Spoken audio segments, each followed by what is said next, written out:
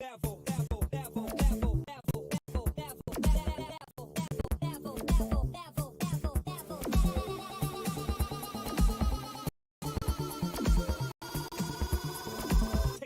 the next level.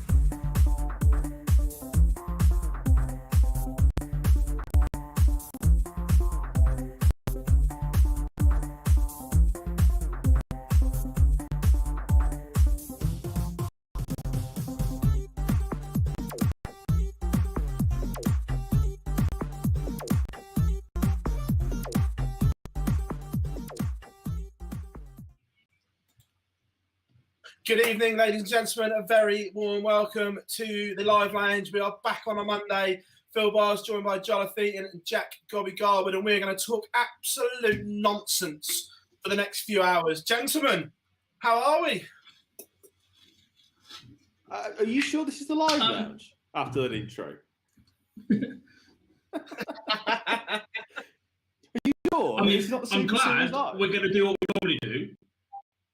I'm glad we're going to do what we normally do and talk nonsense, Phill. But one thing I forgot to check is what are we actually talking about tonight? You obviously didn't read the YouTube bio. It's all information was put in there. Normally I just get it from. Normally I get it from the tweet you tag us in at 10 a.m. But obviously we're on the final day of the social media blackout, so I actually don't know. There's actually quite a lot, genuinely quite a lot to talk about from the last week of darts. More importantly than that, more than anything, we've got ourselves the Premier League fixtures are out, obviously, which I'm sure we will discuss as we look ahead, because we've got nights 10, 11 and 12 coming up. And more importantly, everybody, we will be having fans back at the Premier League. The final 5 nights of the Premier League will be involved. Fans can't wait. We will come on to that shortly, but that is a huge, huge plus point, and it's probably made the weekend. But Gob, just so you know, we're going to do a Premier League preview of the next block number 3, as we're calling it. I don't know what the PDC are calling it, but we're calling it block 3. Fans are back. Probably Judgment Night again if we know the PDC. And then 2 more Super Series and chat about that, chat about the roster, match play, and then question time as it is. But I should imagine there's plenty of discussion here. But the news broke, and it was damn good news, gentlemen, that fans will be back. And in the chat room, let us know how excited you are to be back at events. I'm so excited. I'm so excited. Genuinely, I cannot be more excited. I mean, look, also in the chat room, I want a quick question. Who is actually going to go and get tickets on Wednesday and Thursday if they're available? I don't know if they will be, but who's going to get tickets on Wednesday to the Premier League? Because I will be, and I know a few people from Online Darts will be there across the week as well. So hopefully we'll be able to see you at some stage over the week. I'm so excited. I've already booked my hotel. It's going to be lovely. It's so nice booking apartments and hotels again for darts, Philip. I'm genuinely buzzing. I'm not going to lie. I've stayed at the same place as you guys know in Blackpool for 7-8 years. And the guy that owns it where I stay is also called Phill. And I just got the standard message, don't worry, pal, room is there. It's one of those terms where I don't have to ring up and book anymore. It's so nice to get to that point again where it's just unbelievable. We'll come on to more of that in a second. Also, I just want to say, just very, very quickly, Philip, and I do apologise. Jack Gobby Garwood, have you had a haircut? I've joined the post-lockdown trim club. Good man. Lovely to see. Good man. That definitely would have been previewed on Twitter once again today, but yeah, feeling much better now. Thank you. Good. Well, glad you joined us. Just want to say hi to everyone in the chat room, all the usual suspects. Jack, Andrew, Curtis, Missy, Jonathan, loads in there. You're all in there. Sorry if I've missed anyone. Elegmantic Joker is in there. Jeff, Kieran, Ollie, All good. Remember, come and say hi in the chat room, guys, and do us a favour. Those that aren't taking part in the blackout, if you can share the links for us, because we are staying true. We are not going to self-publicise the live lands this week because there is still 4 hours left of the blackout. So we are sticking to the principles. It's been great to see everyone else sticking to it as well. So if you could do that for us, much appreciated. But first of all, gentlemen, there it is. Thanks, Lou. Thanks, Jimmy. Don't know which one made it. So is there any spelling mistakes? We'll know. Poor Josh. But it is back. Fans are back. We've got an interview with Matt Porter coming out tomorrow morning. And when I did it with him, I said, can you give us any good news on the Premier League? And he said, when's this going out? I said, if you're going to give us something, I can hold it to whenever you want. So obviously the news came out a couple of hours or an hour or so later. But Matt gives us some really nice chat on the Premier League and fans returning and everything like that. So that'll be out tomorrow morning. It's always good to talk to Matt, guys.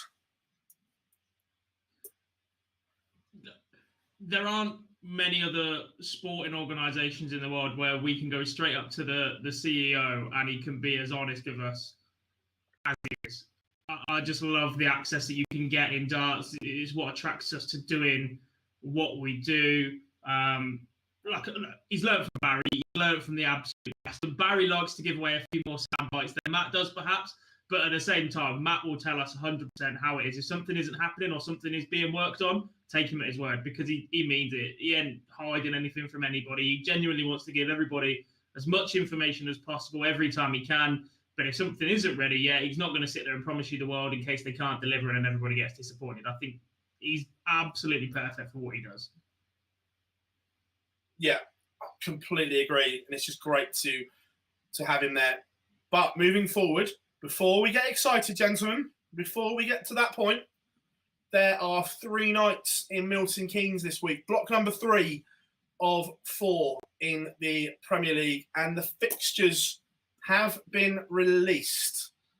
I'm picking holes here now. In any other sport, if I'm a player, and I know Stevie Gerrard made a massive point of this in 05, Gob, about not touching the trophy on the way past, is Dimitri tempting fate with that picture? Or am I looking too deeply at this? No, I'm one of them, mate. I'm 100% with you. Never, ever go touching that trophy. Absolutely. Yeah. Like, there's a rule for anybody. And also, as well, this is for the Buchanan report, who talks about me being the wind tunnel guy. Also in the US, but also in Canada. I know we've got viewers over in Canada, right? That the Stanley Cup is the true trophy of sport, and you don't touch the other 2 trophies that you could potentially win in ice hockey, depending on what conference you're in, until you get to the chance of the cup. You don't touch the Stanley Cup until you win it. I am totally with you, Barzy. Do not touch that Premier League trophy until you get your hands on it. Because I have said for weeks, well, I say for weeks, for the last nights, it feels weeks, but it's nights, that Dimitri Vandenberg is a Premier League champion in waiting. Absolutely gone now because of that photo. Absolutely gone. Yeah, I'm not a fan. However, we move forward to night number 10. I would say after Judgment Night, but they soon got rid of that because there was nothing to judge. But night number 10, the fixtures come out. We'll look through all 3 nights because there's only 2. We can pick out where we think. Dimitri Vandenberg against Michael van Gerwen on opening night is an interesting one. I know we're going to talk about all 3 nights one by one, but can I just start by saying things I was preempting before this block of fixtures come out are one player in particular's absolute worst nightmare. And it's Michael van Gerwen. Dimitri to start, then Johnny Clayton, then James Wade is an absolute horror show for Van Gerwen if he's going to turn up in the same form that he played the Pro Tour with, if he's going to turn up in the same form that he played the Phase 1 with. He does not want it. I've spoken before about him being fortunate to be on the number of points he's got. And yes, it's sport. Yes, you have to beat what's in front of you. But to play those 3 players now, coming back into this, is not what Michael Van Gerwen would have wanted to see when these fixtures first came out. You say that, but here's the thing. You look at it and say, you can look at it like in that prism and say, okay, he's got Dimitri and he's got Clayton and then he's got Wadey. After that, he's got Aspinall. Okay. You've then got Gary, D'Souza, and then Snakey to end your Premier League. If you could want a better, I don't think you can get a much better run at the moment than those three in particular. Gando, Jose, because you don't know what Jose's going to turn up, and then you've got Snakey. If Michael Van Gerwen picks up 4 points this week, I unfortunately have to agree with Phill Bars when he says he'll finish top. Because I can't see how he drops more than 2 points at the moment with the form that everybody's in. I can't see how he drops more than 2 points off the back of this in the final week of the Prep. So if he picks up 4 points against Dimmy, Clayton, and Wade, I can't see how he doesn't finish top because he's got through the tough bits to start with. It's a big if, but the form he's carried, the way he's played the first block of his Premier League, 2 of the matchups do not suit him at all. Dimitri will want one better. Wadey just seems to have MVG's number in the Premier League. The last time they played, Wadey was unbeaten against him as well. Yep. 4 games and okay, in a row now. Johnny is playing a lot different to the way he started his Premier League. He started the year. He's dipped a bit. But if he comes back out all guns blazing as well, obviously this is sport. Obviously these are big ifs. But if he doesn't pick up a point in these 3 games, which is just as possible as him picking up 4 points, he's struggling to make that final 4. Because getting dragged into it in the form that he's in, don't get me wrong, that final run, as you just said, is pretty nice in the way that the players are playing. Don't really agree with Jose. You're not really sure which Jose is going to turn. Jose is going to turn up and score like an absolute machine. It's just if you could live with him and put him under enough pressure. No, it's not that. It's all depends on his doubling. That's the God's honest truth. But you've got Gando, who at the moment just doesn't look himself. You've got Snakey, who we don't know what darts he's going to play with, although he admits himself that he's got to start not pissing about with them. And Jose, if he can double as well as he can score, then he could easily finish in this top 4. But for me, PB, if we will know where Michael Van Gerwen will be finishing in this Premier League after these 3 nights. Because if he doesn't pick up any points, I can't see him making the top 4. If he picks up 4 points or 5 or 6, he finishes top. For me, middle of the pack, anywhere in the top 4, I think is probably the best way of putting it. Just out of interest, if he gets 4 points, do I get an apology when you call my prediction ridiculous? No, of course not. We don't do that on this show. What are you on about? We never do that on this show. We always look at it and go, oh, okay, yeah, you called it. Well done. Do you want a medal? And we move on. Do we not? Yeah. I Jeremy Clarkson to apologise to James May for smashing into his car. Like, it's just not going to happen. No. But first up on Wednesday night is Johnny Clayton against James Wade. And this is a big game in terms of race for the top 4 on the opening night. They've stacked it. This huge. An awful lot on this for the winner.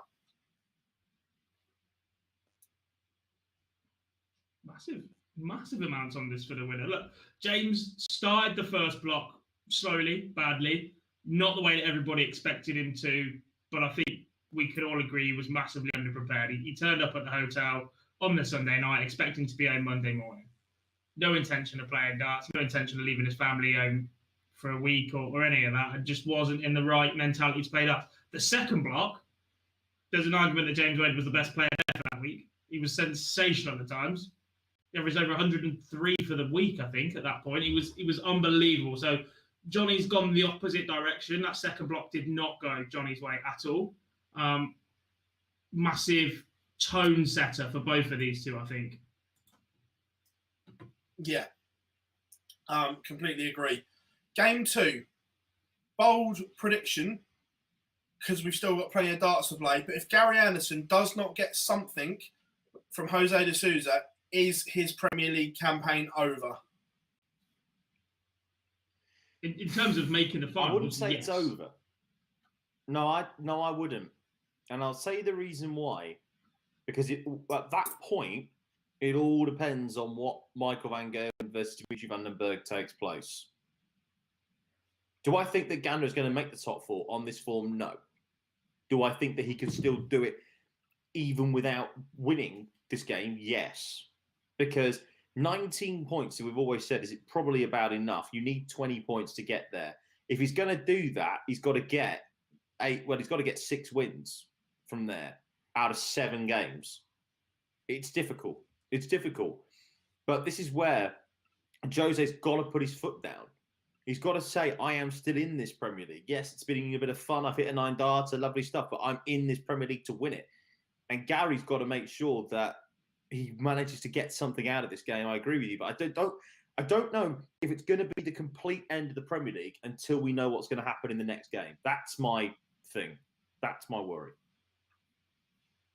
We touched on Dimmy against MVG. How do you see it going, though? You know what? There are some games that happen where you look and go, how the hell has he done that? And where has he come from that? Michael van Gerwen has not won a title since November 2020. That's got to be the longest time that he's got without a title. Has to be. If anybody could please confirm that, that'd be great. I think it's the longest calendar year to date he hasn't won a title in the PDC. Yeah, so that will hurt him, and he will know that he's got to put a marker down. But Dimitri, the way he's been playing, the only thing that I can take away from Dimmy is that he is not getting over the line easily in big games. We saw what happened last time against James Wade, 6-3 up, didn't get a chance to get the takeover and get the job done. We saw in the final when he beat Dirk in the final Super Series, he was 7-4 up.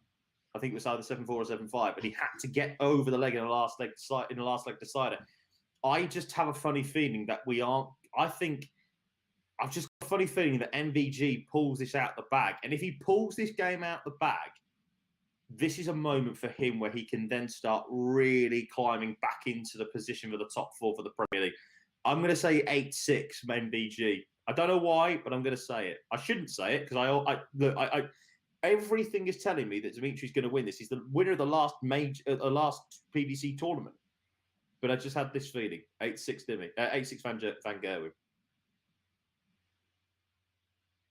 Gob, where are you going with it?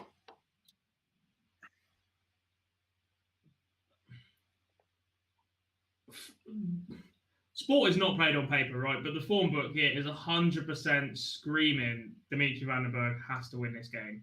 Michael was poor at the Super Series. We questioned why he was there, and he didn't get into the last 16. Not good. Dimitri has now got over the hump of winning on the floor, which has always been the flaw to his game. There are still elements of composure when he's approaching the winning line. Perhaps at the minute, yeah, I'll give you that, Jari. He has struggled at times to see things out. But I just think Dimmy's got too much for Michael. If they say Michael that played the Super Series turns up on Tuesday, well, I don't even know when it starts, boys. Wednesday. Don't know what day it is. If they say Michael and Dimmy turn up on Wednesday that were in Niederhausen last week, Michael will be lucky to get 3 legs.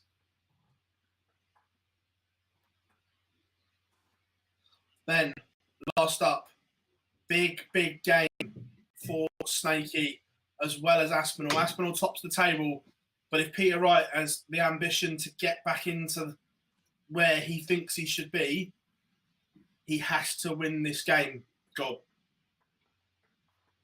He does. Peter Wright is one whose Premier League campaign ever just does not make sense to me. Yes, he's made the final once and probably should have won it. But in terms of it being a happy hunting ground for him, it's basically the same as Gezi Price. They just cannot seem to get over that hump and put themselves in the final 4 and do something magic. Okay, we haven't seen Gerwin Price as the world champion, but even last year he was on that ascendancy and still couldn't get over the line, was missing at crucial moments. And this is an absolute scrap to start with, and Snakey needs to be prepared to come out all guns blazing pretty much. Derek Chisora in the first 3 rounds, he has to come out early, because if he lets Nathan Aspinall settle or start sucker punching him with a big out or something, Peter Wright just like Gary Anderson, you could be writing off his Premier League campaign before the end of Friday night. Yeah, I agree. I think night 1 or night 10 is really fascinating, and we'll know more at around 10:30 on Wednesday where we are. That being said, every time we say that we'll know more the next day or we'll know more in 2 days' time, we will know nothing, will we? Let's be honest. The results are going to go completely against this, go somewhere down the middle, and we're going to be absolutely none the wiser for the 3 daily podcasts we do where we sit here and we'll open with that line every single time, Jan. Yeah, four draws and we're back in square one. But before we come on to night 11, just a couple in the chat room. I think it was Michael asks about the World Championships. We'll answer that for you once we've done the Premier League, mate. Don't worry, we've seen it. We'll come to that. And also, there was a question about a failed COVID test. Right, if someone turns up at Milton Keynes tomorrow and then tests positive for COVID, they will be removed. There is no replacement. Their results will be taken out of the table. They will finish 8th, and there will just be one less game. That's it now. No second chances. And tomorrow, I'll tell you so what. That's how it works. For everybody that went to Germany, go and play in the Premier League. Who goes and plays the Premier League? I tell you what, tomorrow is a big day. Your underpants feeling when they're sticking that swab up your nose and down your throat. Well, God, we're glad we're not in China. Let's put it that way. Night 11, huge game at the top of the table, an absolute monster as Nathan Aspinall takes on Dimitri Vandenberg. James Wade, Jose de Sousa. Wow. That's on as Thursday. It stands, I'm against Dimmy. I don't make the rules. I'm just reading out what's in front of me. I know, but that's dumb. Prime time spot. It is the Scottish derby. There's less on it. Yes, they're top of the table. Yes, it's a top clash, but you're not ruling anybody out. Those two are pretty safe for a couple of nights. Yeah, but I mean, give them the spot that they deserve, for Christ's sake. Or move the game to the following week. Look at the names of the other two, mate. That is not happening. We know how this works. This is not our first rodeo. This is the first Premier League campaign in 6 years that Michael van Gerwen has played a game first on a night. I know. But still, it's not fair on them. They've worked their arse off to get into that position. They should be rewarded with the position of going on either 3rd or 4th in the prime time spot. Yep. Move Wade de Sousa up first, move Gary Anderson against Peter Wright to 2nd, and then move that game 3rd. Job done. Didn't Wadey complain about this a couple of years back as well, or make a subtle comment to the media that certain players always get their preparation time the same way, and he moves first and then he'll be on last in the next session, and it's not fair? I think he's got a bloody good point, personally. Not just because it was James Wade either. I think he's genuinely got a very good point. And I completely understand from the commercial side and the way that the TV companies want to schedule it, but at the same time, this is a sporting contest. They should have as equal time between games as possible. And Jonathan says, without fans, I don't think it matters when each match is on. It matters the broadcasting. It matters to where they should be and when the prime time slot. We know when prime time happens in the UK and in Europe and all the other stuff.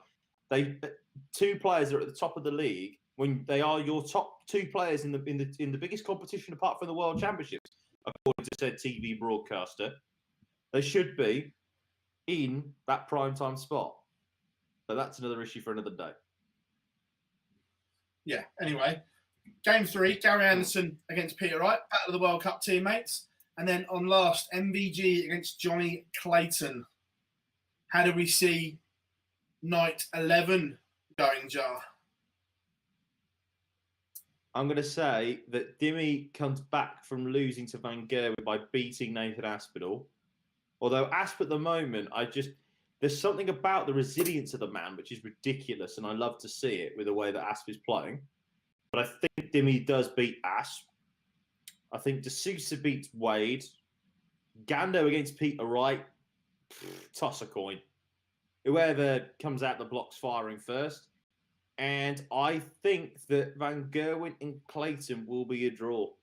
I really do. I think it'll be a draw. For you, Gob? I think we get less draws this time around. I'm not sure of the statistics, but I think because of the extra, possibly 2 legs, there's just that extra chance to shade it. I don't think we're going to see as many draws as we do or did first time round. Which means lots of swings in that table to start with is what's going to happen. The difficulty in this is you're asking us to predict it based on what we think is going to happen now, and there's going to be lots of different reactions from what will happen on night 1. If I could see what happens on night 10 now, I'd tell you what happens on night 11 straight away, but I can't. So from here, early draw, Wadey win, Peter Wright win, Van Gerwen may just edge out Johnny Clayton. Interesting scenes. Daniel, you have a hard job too because it hasn't been tested yet. They don't get tested till tomorrow.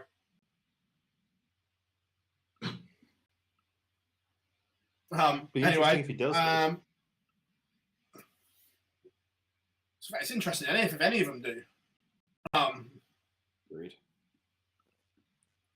I think Aspinall, Vandenberg draw. Wade beats Jose in a last leg, checking out 1, 2, 4 on the ball. Very specific there, Philip. Right, 1, 2, 4. I'll take a 1, 2, 1, but it'll be a 1, 2 something on the ball. Hashtag wading.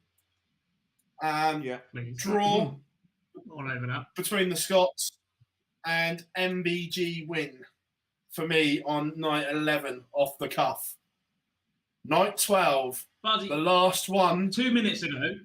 2 minutes ago, I literally told you there are less draws in the second phase because of the additional leg, and the first thing you do is pick 2 draws. You also told me that MVG wouldn't finish top, and I've gone with that. I'm breaking the mould. I'm going against the norm.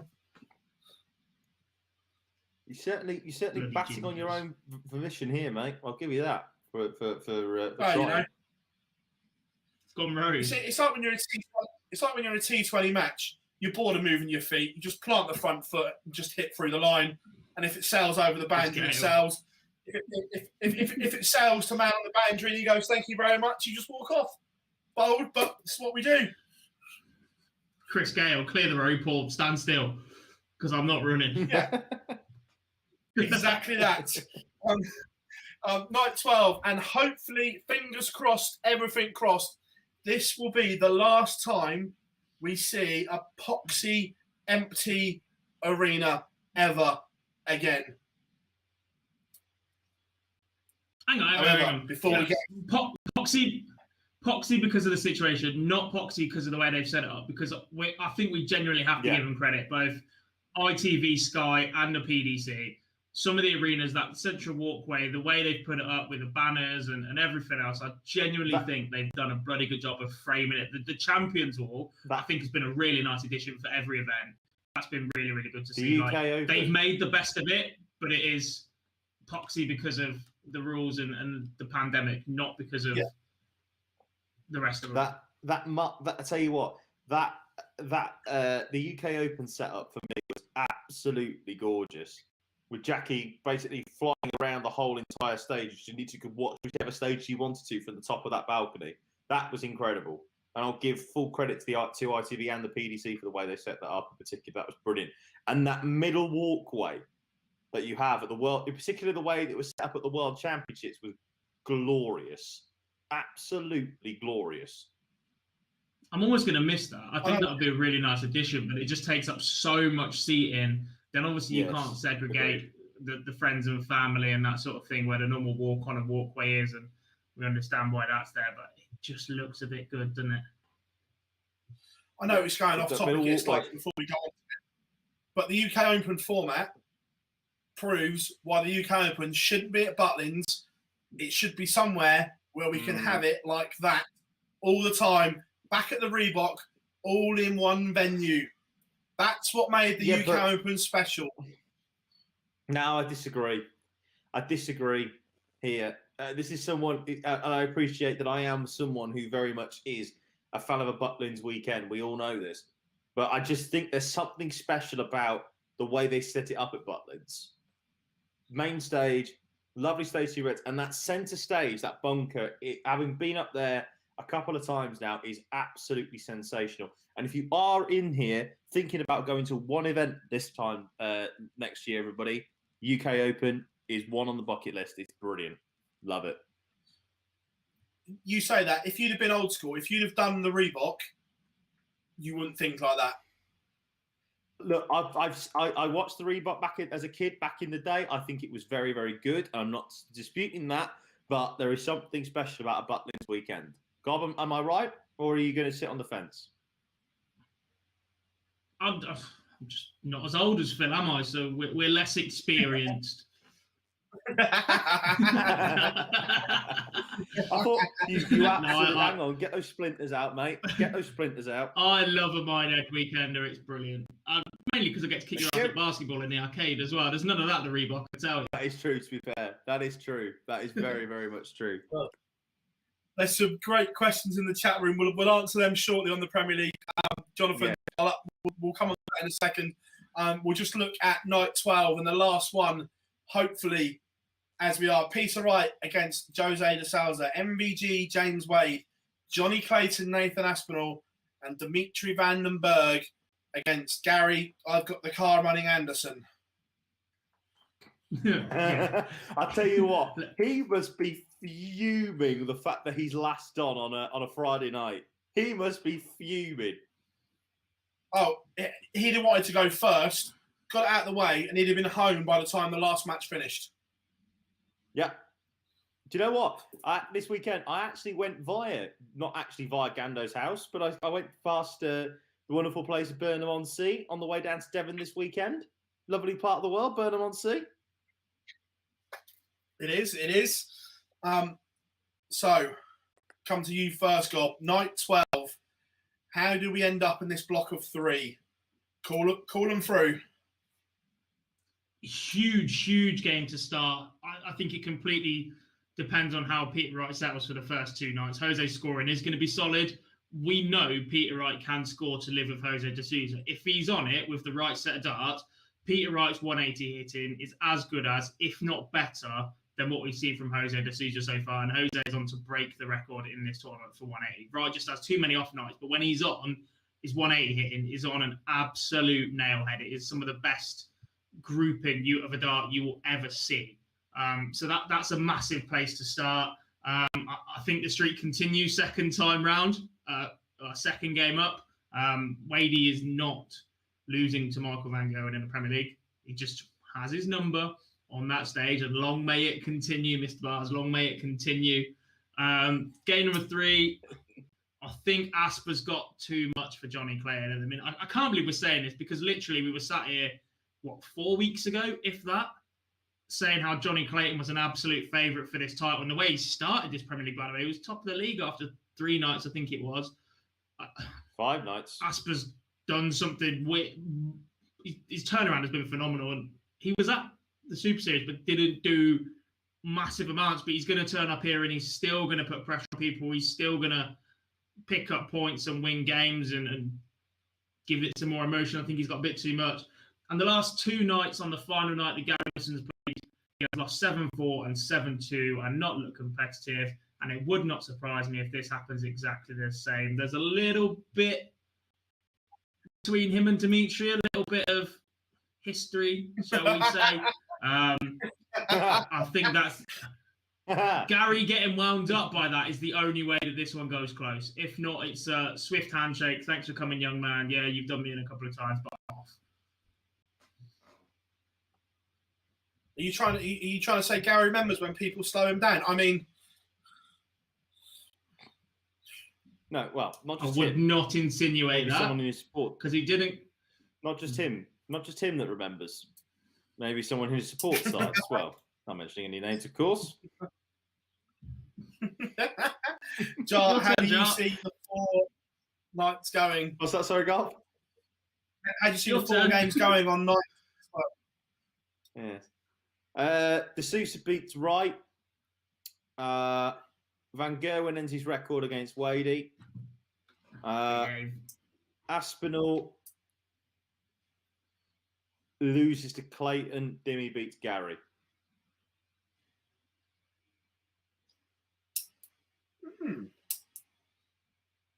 So I'd say, I'm going to go. So there you go, everybody. But can I just say, I've said that Van Gerwen will get 4 points.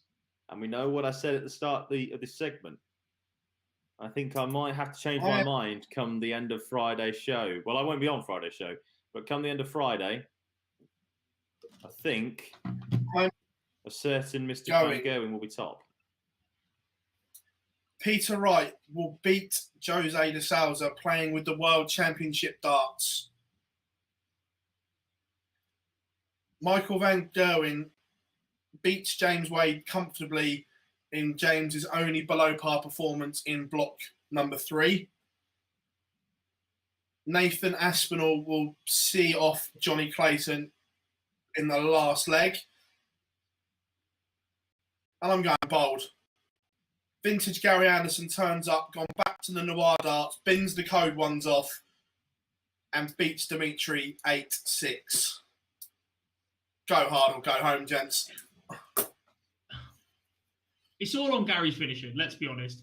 I don't think he's been terrible, but I just don't think he's fully clicked yet. He's had nights where he's looked steady without being ridiculously good, and I still think there's an issue with the release of the dart. They're not quite coming out how they like. But if they click, big if, I know, completely, but if they do click, he can seriously do some damage here. And let's not forget, Gary's record for finishing in the top 4 in the Premier League is ridiculously good, even in seasons when he's played badly.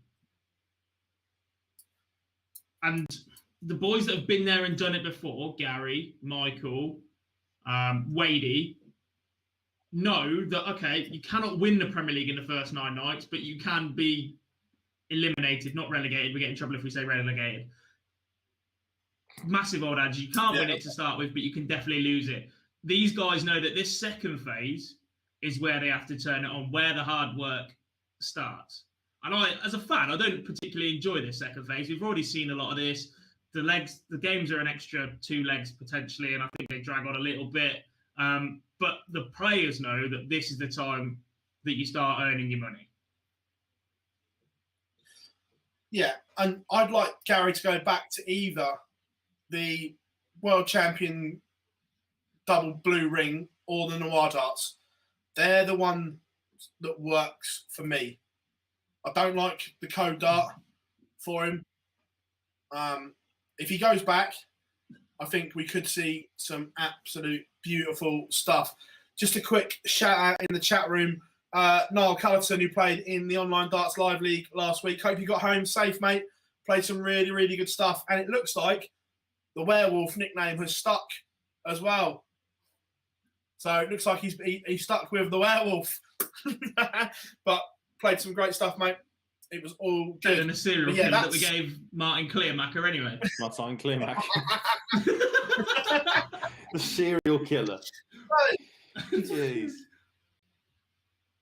Did you see his eyes? That's scary. But still. Well, you know. Let's not talk about serial killer unless you're on our stream. Let's not talk about darts players' eyes because you might see more than you bargained for with some of them, Phill.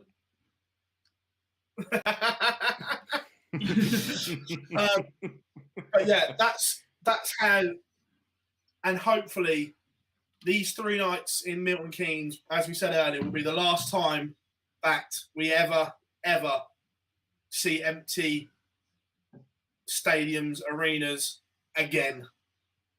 It's all good news. As Matt, the interview with Matt comes out tomorrow, I'll give you a taste of the line. Right now, his words are, I expect Blackpool to be 100% normal with no restrictions. teaser for the morning. Well, let's be honest. The Crucible, as we speak right now, is full, and the difference it makes. I know it's a world final, but the difference the atmosphere makes with that being full and only percentage-wise it's been throughout the week is massive, and that's just a small arena. Imagine the scenes when we get Darts fans back in the arenas. I cannot wait. That Winter Gardens, that first night at the Winter Gardens, I'm gutted I won't be there. But those first night at the Winter Gardens, I cannot wait for it. It's going to be unbelievable. It's going to be absolutely fantastic. Right, let's jump into the chat room quickly. All Premier League talk before we move on. Let's scroll back through because I know some of you asked some amazing questions. So again, don't be shy. Come and say hello to us as always. We don't bite and we try and answer. The best chat room in darts bar none is the live lounge chat room. Where are we? Good evening, folks. How are you doing? A lot of good evening ones. It's all good. Where are we? There was ain't it going to be unreal to have an atmosphere and fans back, Jonathan? Yeah, look, I don't think everyone cannot wait for this moment. That first walk-on. Oh, there was one about walk-ons. So, those that haven't seen it, the conditions, unlike the World Championships, they are selling mixed tables. It doesn't have to be one household per table. Is it tables of 6, Jar, or 8? Tables of 6 is like it was before. Tables of 6. And most importantly, fancy dress is allowed, where at the Worlds it wasn't. That's a big giveaway that you can enjoy yourself again. And the walk-ons, we don't know what's going to happen yet with the walk-ons, but I imagine it's going to be like what happened with the Premier League walk-ons the last couple of weeks before lockdown 1, where you can stand at the side, but the players probably won't engage with you and give you the high fives like normal. That's probably what's going to happen. Yeah, nothing's been confirmed about that, but that's kind of what we think is going to happen. Any more on the Premier League? Also, everyone's saying as well, is it all going to be at MK? Yes, it is. Every night is going to be at the Milton Keynes. So if you want a nice hotel that doesn't cost you much, Gob, who do we turn to whenever we know? Sir Lenny of Henry. Everything is Premier but the price.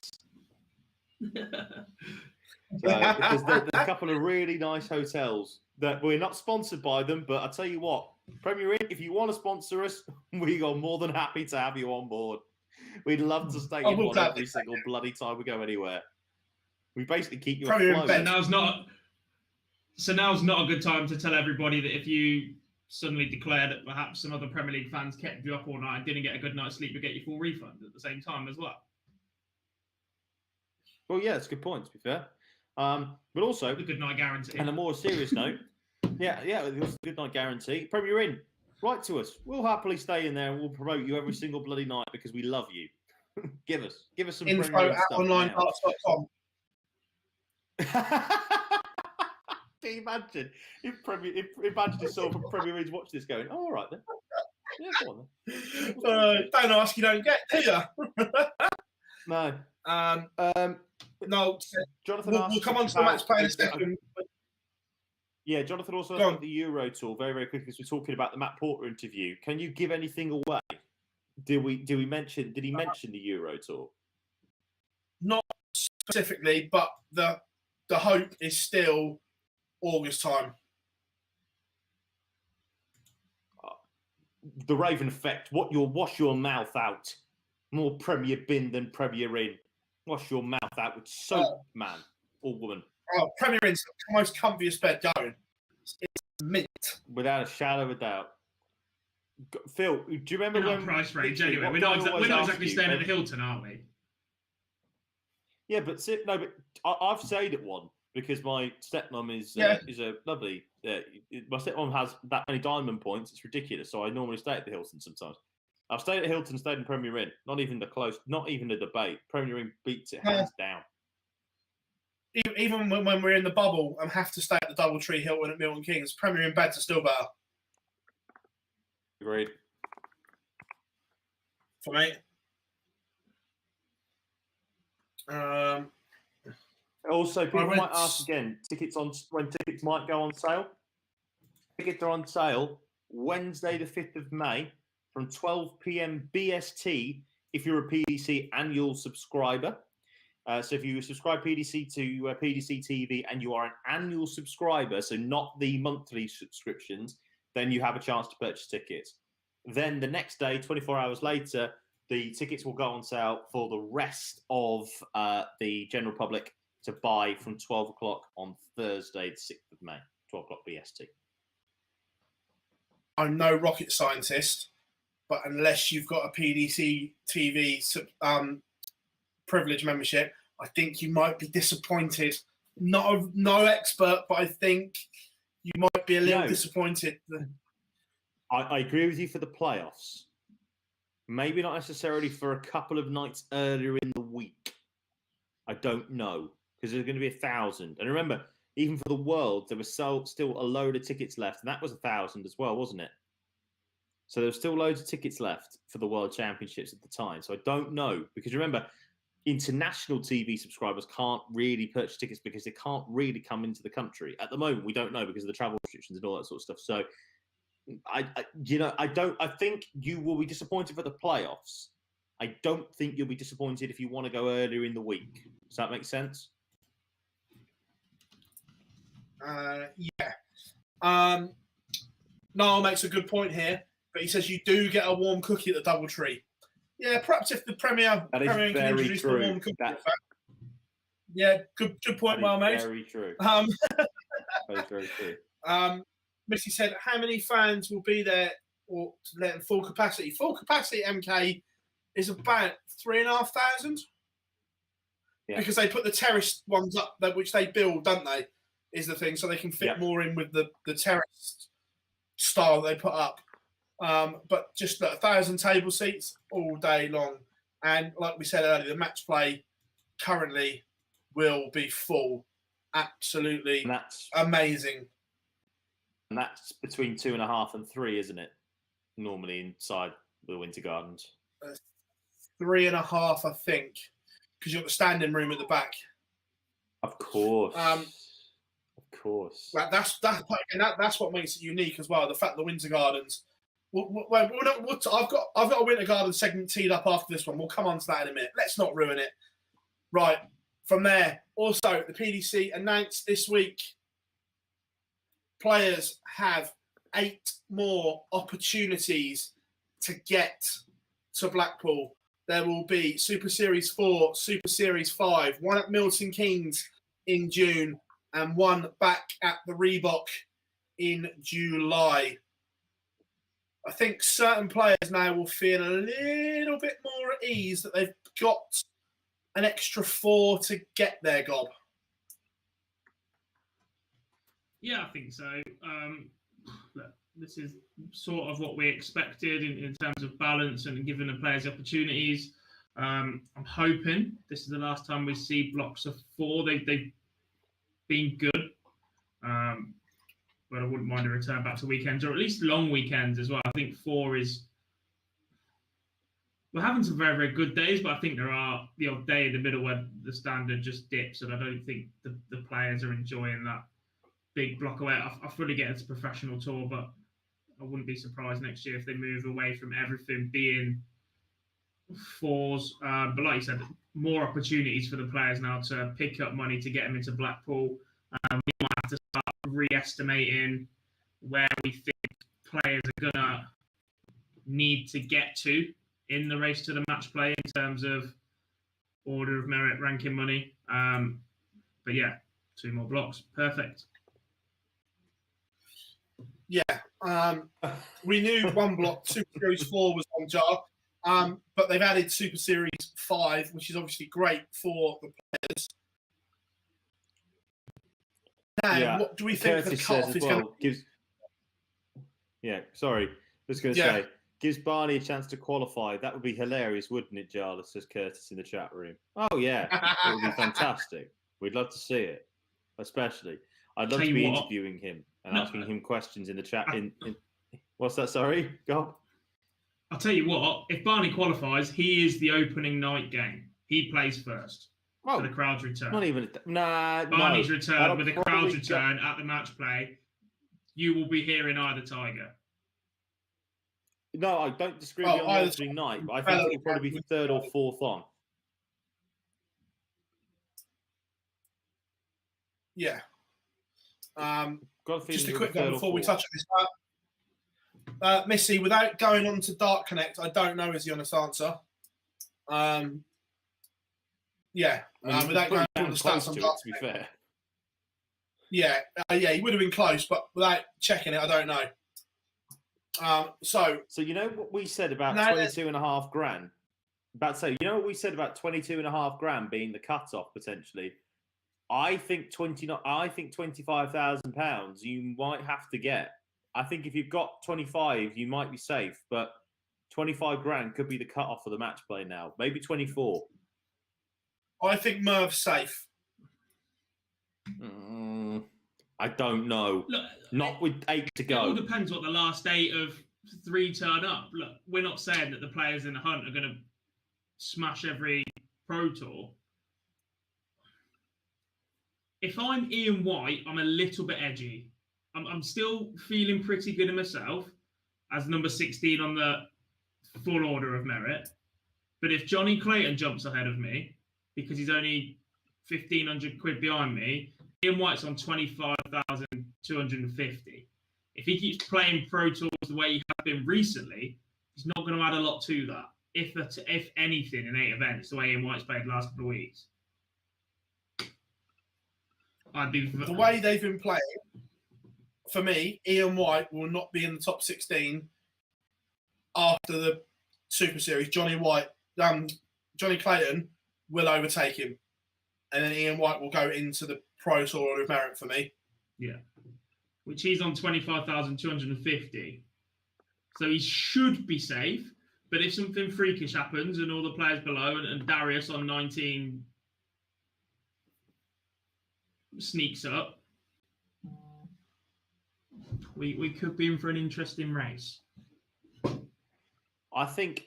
Yeah. Look, Jonathan says in the chat room that he thinks Clemens is safe. I am not sure. If you had 4 to go, look, I wouldn't even be. The only people I'd be worried about personally are Mardas and Ryan Searle. But Watamina hasn't been playing well. I mean, Callum hasn't been playing. No fault of his own, but Callum didn't play. No. Luke played well, made his first Pro Tour final. Get that. Mardas did not look himself, and Ryan Searle and Darius Abanauskas. And look at the state of that. You've got £1,000 separating 6 players, £2,000 separating 8. I just don't know. Is the honest answer. I don't know if Ross Smith is going to be safe on 25k. If he, say, old Gabe Clemens, especially if they lose first round all the time, because people will just keep building and building money. Look, I don't think so. I just don't know what it's going to be. I don't think they're safe just yet. I think maybe a couple of wins will get you there, but I don't think 25 grand will be enough. I just don't. I think it might be 26, 27. Michael, talking about the World Championship, we will answer that question a little bit later in question time. So hold that thought, mate. But Jonathan says, who are the 3 players outside the top 16 that you want to see in the match play? So that means, I presume that means in the order of, in the Pro Tour order of merit. Who would I like to see? I'd like to see Alan Suter. No. I'd like to see Alan Suter because he's been playing some unreal stuff. I didn't even register that. I'd like to see that. I'd like to see Whitlock as well because I think I'd love to see the Whitlockers on that board. I think Whitlock plays decent stuff. And I tell you one player that I would really, really like to see once more, and I think I'd like to see him back there personally. I'm gonna say the big serial killer. If Martin Kleermacher can produce that Pro Tour form that we've seen on the floor again, I'd love to see him at the match play. That'd be great. I've personally, I just for the tournament, because I think it makes it a better tournament in terms of everything that it brings. Not. I look at things slightly different. It's not just on the board. We have to look at it as a complete package, and I would swap the bottom 3 out for Simon Whitlock, Scott Mitchell, and Raymond van Barneveld. You're doing so well. 2 out of 3. Those are 2 fair. 2 out of 3 ain't bad. God for you. I'd love to see Scotty Mitchell there. I'm a huge fan of both him and Scott Waits. Very, very dangerous television players as well. I don't think we've really seen the best of them in the PDC yet. Obviously, they're both former world champions. Stephen Bunting, after his run there previously, he absolutely comes alive in Blackpool. Would not mind seeing the bullet. He's also, I'd say he's also a world championship semi-finalist. Let's not forget that. Was not far away from beating Gerwin Price. And who else do I want to see there? Kim Hybrex. Always good value as Kim. His record at the Winter Gardens is absolutely dreadful as well, but he's always good value. Yeah, absolutely rancid. Someone said about Callum realistically, not going to Germany. Go on. While we're still on ranking, realistically, I don't think anybody below Luke Woodhouse can reasonably get there. Unless they win a tournament. Unless they win a tournament and go deep. And I just don't see it, personally. Agreed. Do you know, I've said this before. I'm not just saying this about Barney and about Suits, because they're probably the two that have made the jump a little bit. But the way, if you qualify, we talked about this last week, if you qualify on debut for the match play, you are doing something ridiculous. I know Barney's not a debutant, but he's won his tour card back. If Barney does qualify for the world match play, and same with Suter, if they do find a way to qualify for the match play on debut, that is ridiculous. And I will hold my hands up straight away, and I'll tell you this now, everybody. I will be applauding Raymond van Barneveld if he goes and does it, because to do that, I think the only player that has done that, and we've worked this out from last week, the only player that's done that is Glenn Durran. Only player that's come through school. Yes, that's come through Q school. Other people.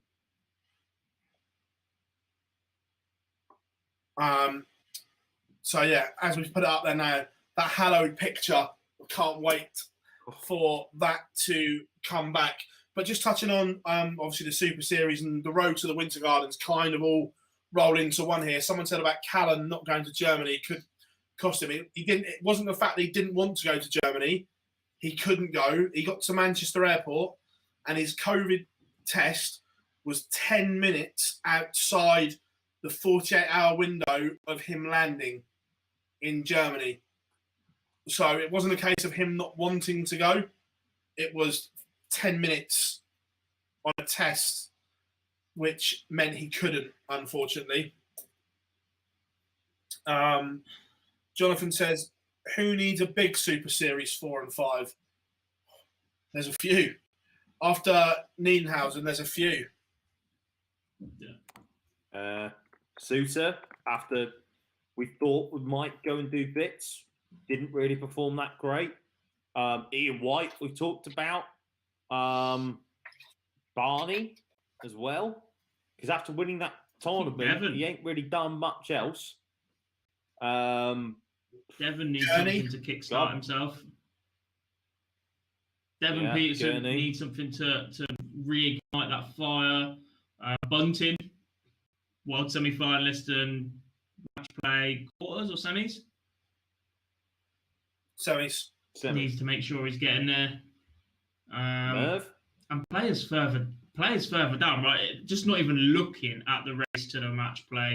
AD Lewis has got to start picking up some money somewhere, or he's in a lot of trouble. Looking at Darren Webster. Beaton. Yeah. And David Evans as well. We got a lot of time for David Evans here. He's one of the players that wears our patch, but he's just not picked up enough money as yet. Had some horrid draws, some games that have just not gone his way, but needs to start picking up some. Would you say Dobie as even well? this early on into a 2 year. Dobes? Yeah, Dobie just needs something to reignite himself. We all know just how good Chris Dobie can be. He seems to be that player on the cusp constantly that everybody wants to push on. Everybody knows what his absolute top level game is, but he just does not win enough with his B game at the minute. Yeah, I know, I agree. Chizzy as well. Didn't have the best Super Series 3. Yeah. Not just in terms of the match realistically, play, if he doesn't win the Premier League, I was looking at World Cup. If he doesn't win the Premier League, money's coming off, isn't it? Yeah. If he doesn't win the Premier League, Michael van Gerwen. If he doesn't win the Premier League and then doesn't go and win one of these Super Series titles, that'll be over 6 months since he's won a title. That does not happen to Michael van Gerwen very often. Lads, if you're Callum Ridds down, so Callum, Jermaine, Madders and Ryan Searle, would you have wanted 2 more blocks to come up, or would you have only wanted 1 block or 4? Would you want more opportunities to earn money yourselves, but also more opportunities for everybody to chase you, or just the 1 block to defend? Just the 1 block. 1. Just the 1 block. Because all I know is that I've just got to win. I've just got to go and do 1 before get a decent run on one of the days on my date and my match play secured. With only 1, it limits the rest of the field. They can't not say if you're Callum, then if there's only 1 block. I don't see 4 people having good day. Agreed. Okay. But for completely, that's my one. Yeah. Just as a side note, because obviously we've got that. I'm about to say, going back into the chat room, as a side note for what we've got up on that beautiful building there. Jonathan says, "Who was the best sponsor? Who was the nicest looking sponsor on the match play stage?" I'll be honest with you. I really like the Betfred sponsor. I think the way that the stage looks now is gorgeous. I liked, if I had to pick one of the previous one, I liked it when it was the yellow with the Betfair. I quite like that. No, I don't like yellow stages. Yellow stages makes me think cash converters, players' championships, and that was horrid.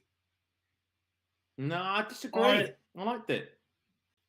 I like the 2 recent ones. Betfred, and I liked Bet Victor as well. I like Bet Victor. I think you're in the minority there. Well, there's Korea just popped up. Because 2 of us have just said... Stan James was horrid. I don't like the standard. I thought the Sky Bet logo looked all right-ish. But I think the Betfred, the way that the Betfred logos look across the venue is absolutely gorgeous. Absolutely gorgeous. Just on a side note as well, says, can Robert Thornton qualify for the Players' Championship finals as he's in the top 64 of the Players' Championship Order of Merit, even though he doesn't have a tour card? Absolutely, he can, yes. And to be fair, he was brilliant in the Super Series. Absolutely brilliant in Niederhausen. I wasn't convinced it was the right thing for him to go, but it turned out to be genius because he played so well. Completely agree. I love the Thorn. If he can do bits like that on the Challenge Tour when it comes back in some form or another, I think that he could be in a position where he could be qualifying for Pro Tours regularly. Yeah, look, he'll be ready. And we saw last year what the Modus Live League, when they were at home, did for certain players, and it's the same now with ours, the online darts league. That these players that are playing, they'll be ready. They'll be ready to go. I'm looking forward to let's it. jump back Definitely. There's no doubt about that. Just out of interest in the chat room, who is coming to Blackpool? Let us know. Are Please. you coming to the hallowed Winter Gardens? We'd love to see you have we there, missed as any always. Yeah. Have we missed any on the Super Series? And I don't think so. Chat room's on fire again tonight. Great to Absolutely on Thank you very, very much. fire. Yeah. We'll cover that in a second. We've done that. Is it that time? Stephen, Are we? I think it is. It is that time, guys. You know what's coming now. Chat room question time is open. We are officially opening question time. Get them in, guys. Get them in. It's that time. We've covered everything that's happened in the pro ranks. So tell you what, actually, should we start off with this question from Michael, who talked about the World Championship final? Where is it? How much do you think the tickets for the World Championship final will be? And where is the nearest hotel to Alexandra Palace? I've never stayed anywhere close to Ali Pali. I always stay on the opposite side of London because my sister has a place in London which I stay at every week. Thanks, Trina. And I am trying to work out where is the nearest hotel to Ali. You stayed in a hotel quite close, Barty. Did you stay at Brent Cross? Yeah, no, Brent Cross is actually a ball ache to get to. There are ones closer. There's a travel lodge in Wood Green, which is just down the hill a little bit. That Ali Pali isn't the most accessible to walk to, but there are Premier Inn's travel lodges. Yeah, within short Uber rides. So look, there's plenty around. I stayed at a Premier Inn, which was probably about 5-6 minute drive away. So yeah, there's loads. Ticket prices, I think, will be quite similar to what this year's were. Might be a slight increase, like there is every year on tickets, but I don't. PDC are never ones for massively hiking up prices. It was 70 quid on the tables, I think, or it might be 80 quid on the tables. I think it was 70 quid, if memory serves me correctly, plus booking fee. I think if you're in the stands, then it is £60 plus booking fee. So it's not, to be fair, for a final and a sport, for a world final, that's you're not paying too much. That's not horrendous. It might be 80 quid and 70 quid on the table, 80 quid on the table, 70 quid in the stands, or 70 quid in the table, £60 in the stands. But it ain't. I don't think it's more than £80 if you're going to go on the tables. And if you are going to go on the tables, get yourself a PDC TV annual subscription, because if you don't, you ain't getting on the tables. You ain't getting on the tables at all for the World Championships if you don't have a PDC annual subscription. You just don't. You just don't happen. There was one who said, I wish I could, but not allowed from the Netherlands. Are you not allowed to travel from Holland then? Because I believe, look, we don't know this yet, but listening to little bits that we've been given, that restrictions in the UK are going to be relaxed an awful lot over the next 4 weeks. And there is going to be international travel allowed back into the UK without quarantining if you're on the green list. So unless there's a rule from Holland to say you can't, I don't know what it is, then come the match play, I think you guys should be okay to travel. Definitely. Let's hope so anyway, at least. Yeah. Scott says, Nando's or Five Guys? Easy. Nando's. Neither. Both garbage. Oh, no, not my first choice. Everyone knows my dish of choice when on the road. Or, sorry, restaurant of choice. Waggers. Wagamama's, it is.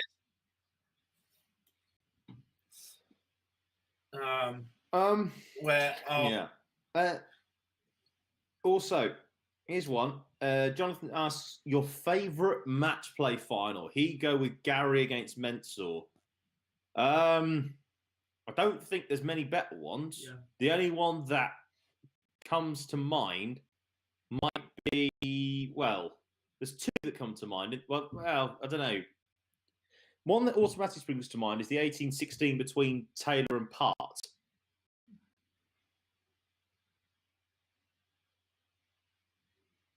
Two. No, But that's Gary the Mensah only. for me. It had absolutely everything. That tournament was ridiculous. No, I agree with Gary you. That tournament was, yeah, unbelievable. that 2018 World Match Play was utterly sensational. And the reason for that is because it had an amazing final towards the back end of it. I mean, also, yeah, to be fair, Jonathan also remembers the epic World Match Play final that I always talk about, Taylor versus Lewis in 2013. That's a very good point. 2013.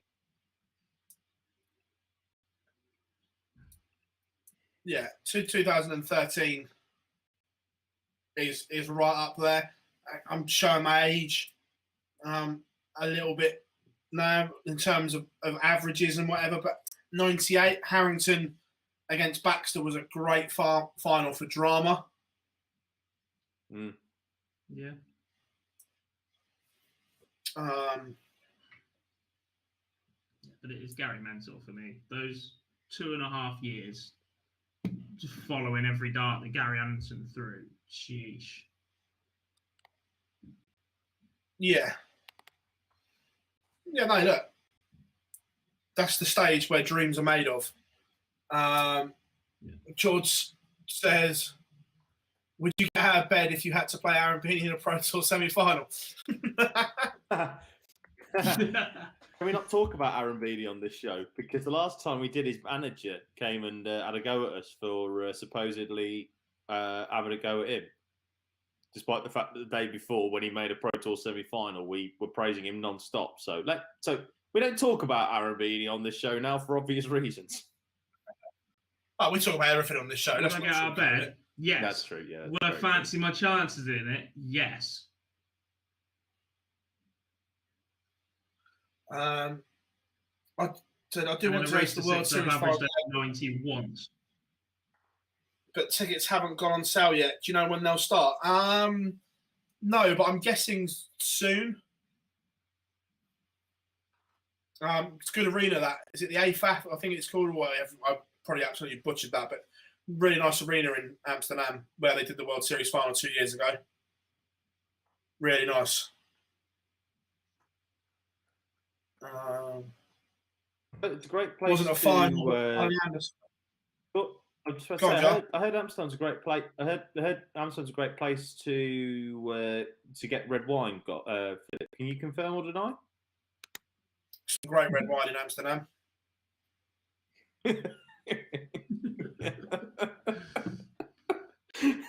Oh, you cryptic pair, you. We can't say anything more, unfortunately. I'm sorry. Stephen says, actually, there is another question in the group in the chat room now that leads on to that. I think it was from Stephen. He said, "Has your interview with Trina affected how you think about alcohol in darts?" No. Look, it doesn't. Unfortunately, alcohol is always going to be the demon within the sport until at least for another decade. The youngsters coming through that are now playing and growing up in academies will see it less and less. But the old school player, it's always going to be there. So with the JDC and all the academies, I think it will edge out, but not for another decade at least. But the dev tours are ridiculous. It's not going to phase out at all, in my opinion. Yeah, but I've heard there's some proposals and all that. And watch the averages tumble. Learn to play without it. But then if they're allowed it in the pro rank, that's a bit different because then they're getting less experience of. Do you know what I mean? If you're going to set that there, you have to set that everywhere, is what I'm saying. And even then, you know full well they'll just do it outside the venue. They're not going to start alcohol testing the dev tour because it costs too much money.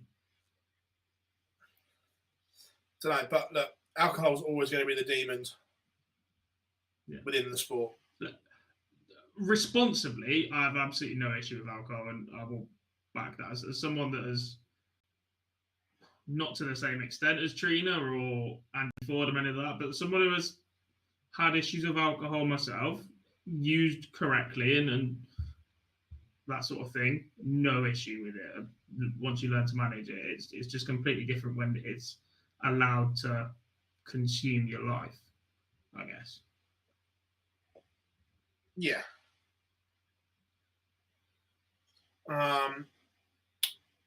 James says that was a great interview with Trina. Thanks very much, mate. Look, it was tough to do, but it was also a really good one to do as well. But yeah, no, look, it's great to see Trina confronting the demons and that she is on the right path again, which is great to see. Very brave to do it. A good one from Missy here.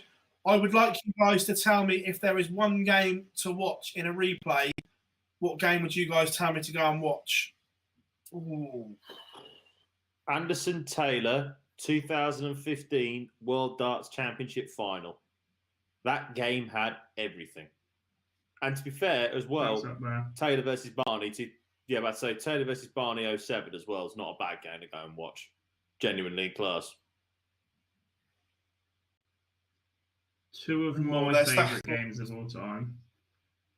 I loved Kim Huybrechts against Michael van Gerwen in the Grand Slam quarterfinals.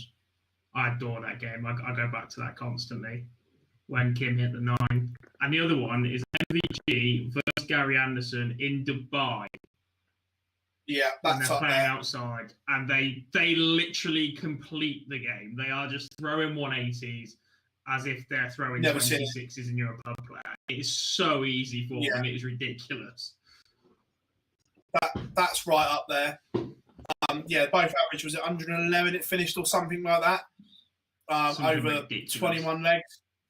Yeah, that's up there. Also, MVG, was it semi-final or quarter-final when he beat Barney in the Worlds with 114? Semi. Barney's average 109 and got absolutely smashed. They're certainly... Gary.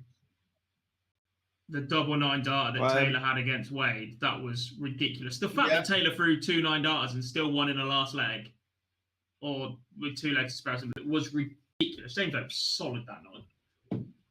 I'd take an underrated classic as well. Another underrated classic, and Gob's going to like this because he told me to go and watch this, and then I have, and I completely agree with him now. Belgium versus Australia.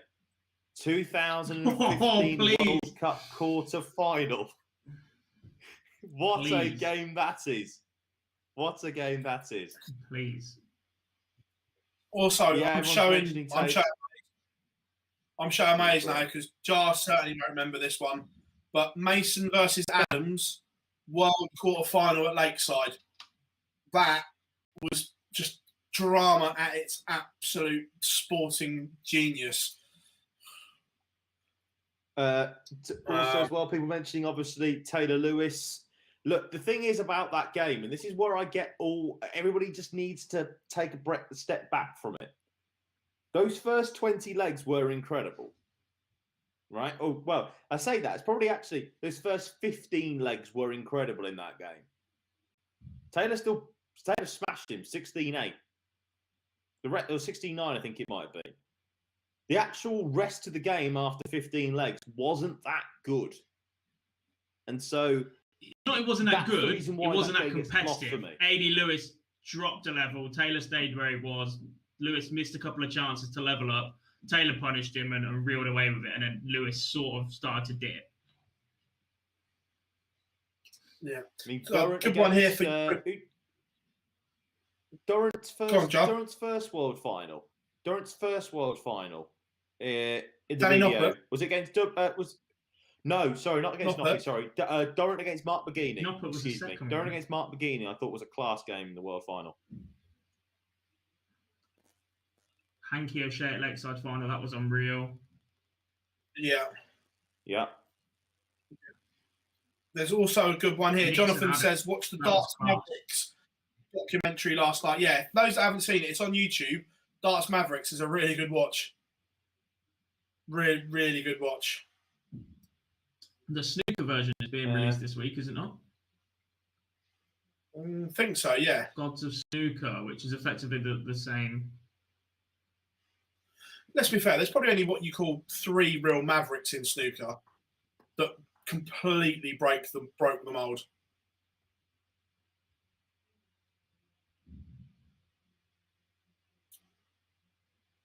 Well, 4 now, because one's a modern.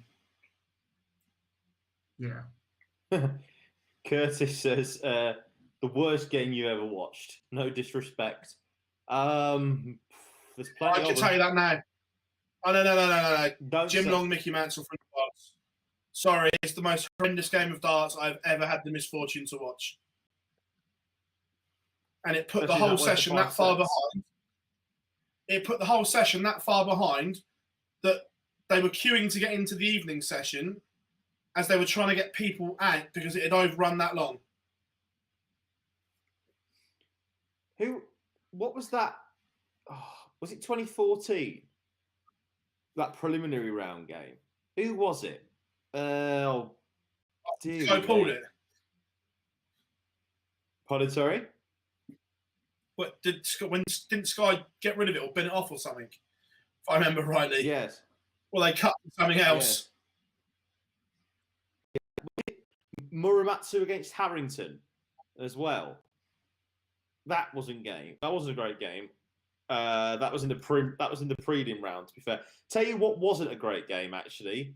2019 match play. Remember coming in, and this probably didn't help the fact that I was hungover as anything after being out the first night. Not good.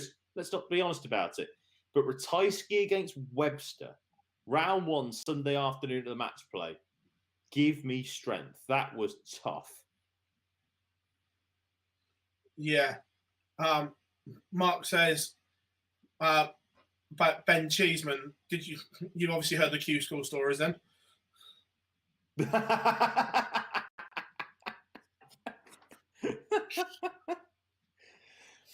There's a few more, but we're not allowed to say them. Adam's Fleet is certainly up there. That opening leg is probably one of the most watched legs in the history of darts.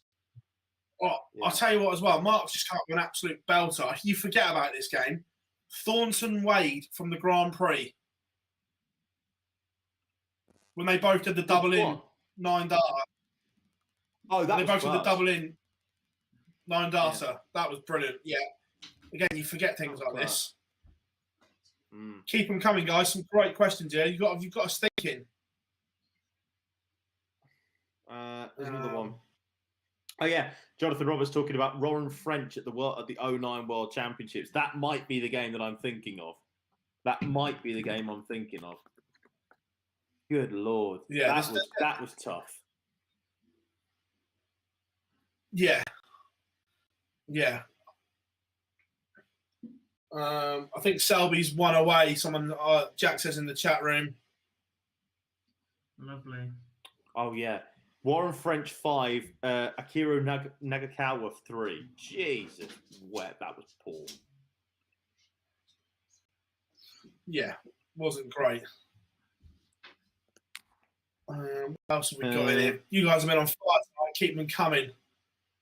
George says, "What's your favourite checkout?" Oh, mine's easy. 132. Easy. Correct. So good. Well, do you know what though? I do quite like the Paul Hinks shot. I do quite like the Paul Hinks as well. If you go out on the ball, if you go out on double 8, I'm not really asked. But if you go out on the ball, I'm like, yeah, pretty decent. That the 127 in game, I like that. Yeah. Yeah. Chris says my Suits favourite against Barnard 170 2019 Worlds was a horrible watch. Oi. 170. That was lovely to win a match. Oh. Never screamed so loud in my life. a 150, treble 19, treble 19, double 18. That's a much better route than starting on 20s. I'll buy anyone. And a 132. The first time I ever did it, I was practicing my Kyle. I hit the first ball and I was like, what on earth do I do now? I didn't really know how to do the 132. He goes, do it again. And then pick the 116. I screamed like a little girl. I've done it the other way. I've gone 25, 57, and because the 25 was above, it was just hit it, and it. Yeah. The two as well. Jeff mentions the 125 when you go ball 25 ball. That is quite sexy as well. To be fair, I do like that's a very sexy shot. Yeah, it's a sexy shot. Dad says, "What's your favourite Ted Hankey performance?" Oi, Hank the count. Oi. Well, what do you think I am? Again, I touched on the Mason Adams game earlier. Spoiler alert: Chris Mason wins, and then he played Hankey in the semi-final. And at the time, I think it was a record until Gary beat it. But Hankey hit something like it's 22 or 23 maximums. His 180 and it's ridiculous. Is that the year he won the title on the 170 as well? He was bloody unplayable that week. Yeah. Was it? I tell you what could have been. I tell you what could be a good game. Was the year when he made the slam, when he beaten Taylor the year before, and then he lost to Beaton in the knockout stages and got absolutely slated by the crowd. The following year, he said he wouldn't qualify. If he could qualify for the slam, he wouldn't come back. And he beat MVG 10-9 with the crowd on his side. That, for me, that performance, certainly, because, again, I don't really remember the count that well. But certainly that slam performance in 2011, I think it might have been, wasn't a bad game. Yeah. Yeah, it was unreal. Look, Ted Hankey's stage game was up there with the very best. Up there with the very best. As it's shown, when he went over to the PDC, his floor game wasn't great. But on that stage, absolutely unreal. Here's one for you as well. Obviously, I know we've touched on the match play a lot. Aside from the match play, because it's going to be the first big one back, what tournament are you looking forward to this year? Championship finals. World Cup. Why? World Cup. Why? Minehead. Grand Prix. The only thing that needs to be said. Even if it is November, at the end of November, freezing cold as we walk into the famous arena, Butlins Minehead for the Players' Championship finals. Cannot wait. World Cup. Yeah, no, it's nothing better. Grand Prix for me. I love the Grand Prix. Yeah. The Grand Prix is not going to be in Ireland, though. Well, it makes it at the moment. Long term, we don't know. But I just love something different. I just love what it produces because it's different. Yeah, but the World Cup gets boring after round one. The World Cup gets boring. So true. Yeah. The best thing about the World Cup is round one, and this year just gone. Was it quarterfinals? Quarterfinals, didn't we get? Yeah. Was it they all went to the doubles or 3 out of 4? Yeah. Every match went to the doubles. Yeah. Yeah. I love it. So if the World Cup was doubles it's all the way through. It's the only sport in the world as well where I'm not an England fan.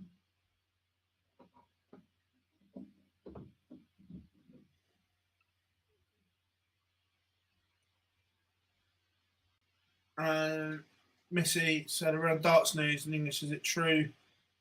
Without checking Darts Connect, Missy, I don't know. Darts Connect is the only place where I trust the stats. Chris says, best emergence from the past 5 years. Gezi. Not even close. Like, he's come through Q School. He's won Pro Tour titles on the floor. He has made made a number of PDC major finals. He's won 2 of them. He won 2 of them in the majors, and then he won the world championship, and then went to world number 1. It's Gerwin Price, and unfortunately, if you think there's a different answer, unfortunately, you are wrong. I don't make the rules; I just enforce them. Hang on. Rob Cross did exactly the same and won a match play, and has been deep in a Premier League. Oh, do me a favour, Gob. He's not been as consistent as Gerwin Price. He's not been consistent. At his peak, he was. He had an 18-month period exactly the same. At his peak, he has fallen quickly. At which point Gezzy's at his peak now. Fallen away? Been at his peak. Yeah, he has. Cross has fallen away. He's number 5 for Christ's sake. His trajectory is that good. 5. So when the match play money comes off, then where's he going to be? I'm looking at the current tour card race, right? Right at the moment in time, Rob Cross is going to be world number 25. Yeah, be right. Win it with a C game. That's what he normally does. So you believe that Rob Cross is currently better than Gerwin Price, or are you just trying to do that just because you don't like? It's not because currently you're at not the a fan minute, of but the best emergence in terms of impact, Cross came out of absolutely nowhere, won awards on his debut, Rob Cross, and then won the second biggest title in the sport. Rob Cross has never won. There's never been that world number 1. I'm going Cross. You're wrong. Whilst we're on the subject of the Welsh players, Jonathan says, who's the best Welsh player ever? Hate to say it, but has to be Price. I don't know just yet. I don't know just yet.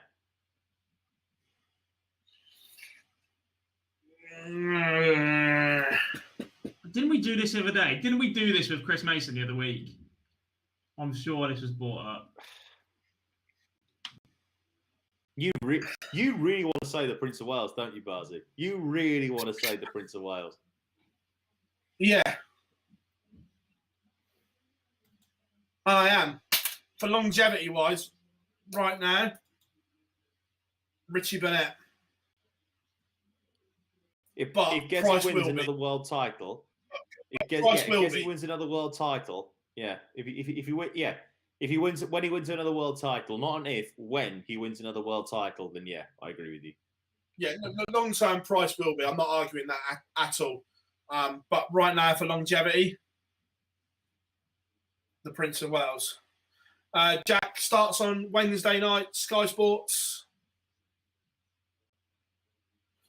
Right. Daz has also said who's the referees this week. Yeah, last 5 minutes. Last 5 minutes or so, guys. It's George. It's not George. I know that. George isn't doing Kirk and Russ then? Might be. I know George is doing the last block. Good. I've not seen Georgie Noble in over a year. I can't wait to see him. I see him most days. Ooh. I can't wait not to see him.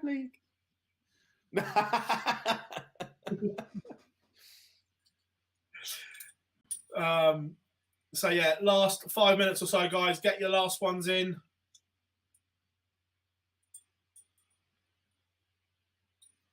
I can't see the record 180 stats from the Super Series, by the way, but I can see the running total so far of 180s hit in Pro Tours. Dirk van Dijvenbode is 25 180s ahead of his closest rival in terms of 180s hit over the Pro Tours this year so far. He's hit 166 maximums. The next closest is Michael Smith on 141. Yeah, the stats will be there on Dark Connect, but you have to break it down and work it all out, which is why I wouldn't say it's a record until we've done the maths. Jonathan asks again, who are the best 2 referees? Easy for me, but I'll wait and see what the other 2 say. Well, for me, I think this is quite an easy one. Yep. Noble and Bevins. I agree. Correct. Absolutely correct. Me and John Fowler.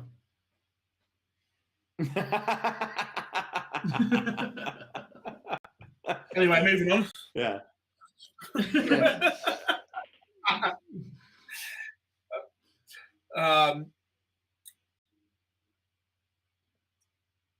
It's been a genuine pleasure, by the way, guys, to do it this week. I'll be honest with you, it's been a very, very long weekend driving back up from Devon and all that, but it's been great to be back with everybody. Just before we get going, Carl, you'll be our last question this evening, Carl, in the chat room. But just to say before we get going, reminder what we've got for Premier League coming up. We've got live blog as always every night of the action. So people are actually going out, in particular here in the UK. So if you are going out, take us with you. We're going to be doing the live blog for you every night. Reports at the end of the day. Philip's going to be doing all the interviews on Zoom for you. They'll be available on YouTube. And we will be back with you every night of the Premier League for a podcast with the guys from our incredible team as well that will join us. Plus, we're actually going to be doing a pod in person. And little secret, Sunday, we will be seeing each other. And it won't be virtually. And I can't bloody wait. To be fair, we'll answer 2 more questions because there's a good question from Chris as well. So we'll do. God, completely forgot. I'm not a dates guy like you are. You're the most prepared man ever. You've got hotels booked for 4 years away, and you're planning all these trips. And I'm like, what's going on tomorrow? Yeah. So, Carl says, would you like to see some sort of darts return to Lakeside? This might be an unpopular opinion, but for me, no. It's done. It's run its course. It's an iconic venue.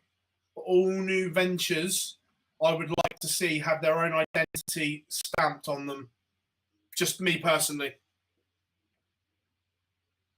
There's only one place that I would be happy for darts. It's the same as a tavern. That's the only place that I would happily have darts return. The tavern. I don't know. Look, I just think darts has outgrown those venues. The Lakeside was perfect for the BDO darts because you expect different from the crowd, if I'm being honest. In terms of PDC events, darts has outgrown Lakeside and darts has outgrown the tavern. Yeah. So for me, I wouldn't personally. But let us know what you think in the chat room. Do you think they should, or would you like to see darts return to Lakeside? There's another good question here that I really like from Chris. Best player outside the UK and the Netherlands? Ooh, that's a big shout.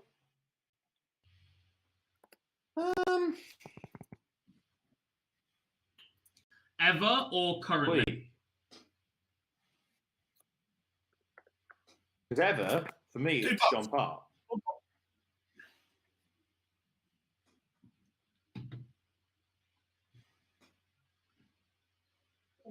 Currently and ever. Ever, for me, it's John Park. Currently. Dimitri. Currently, it's Dimitri. Got a couple. There's a serious shout for Simon Whitlock, by the way, just in terms of his longevity at the top. Perhaps not been a serial title winner as he should have, especially in the impact he made when he first came over, but he is certainly in the conversation. Part for winning 3 world titles, cannot be shrugged off at all. Honourable mentions currently for Jose, Dimi, and the Polish Eagle, Krzysztof Ratajski.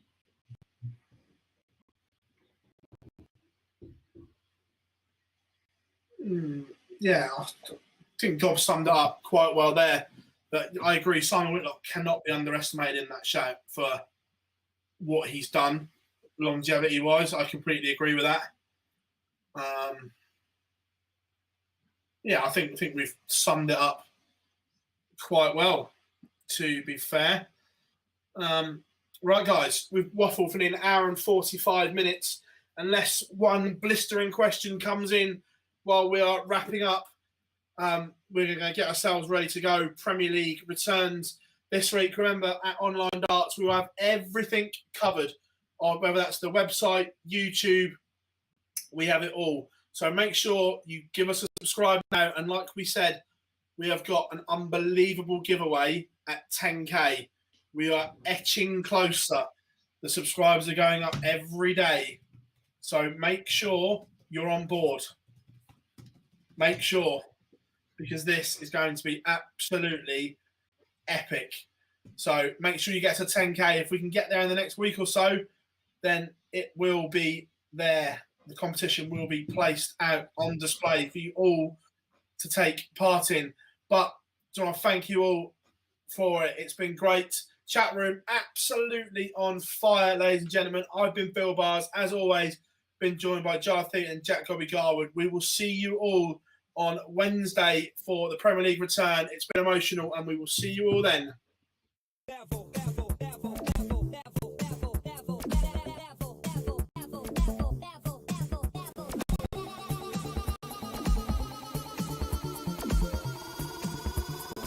Take it to the next level.